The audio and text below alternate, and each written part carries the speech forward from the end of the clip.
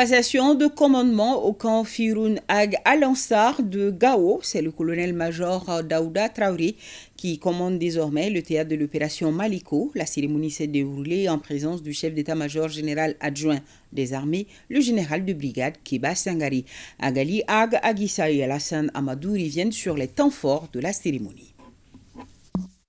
Passation de drapeau entre deux officiers supérieurs au camp Firoun Ag Al-Ansar de Gao, un événement de grande envergure, car il s'agit de passer les consignes de commandement du théâtre Est de l'opération Maliko. Et c'est le colonel-major Daouda Traoré de la garde nationale qui remplace un autre colonel-major, Makan Alassane Diarra.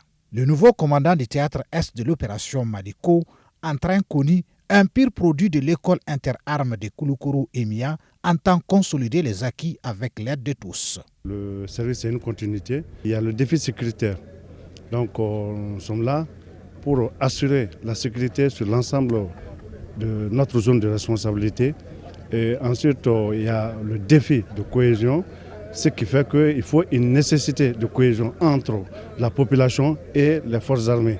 Parce que sans cette population, il nous sera très difficile d'atteindre nos objectifs. Le désormais patron des opérations militaires dans les régions de Gao, Kidal, Menaka et une partie de Tombouctou salue le combat remporté par les FAMA sous les ordres de son prédécesseur. Une reconnaissance d'ailleurs concrétisée par cette remise de cadeaux par le chef de l'exécutif régional, le général de brigade Moussa Traoré au colonel-major Makan Alassane Diarra.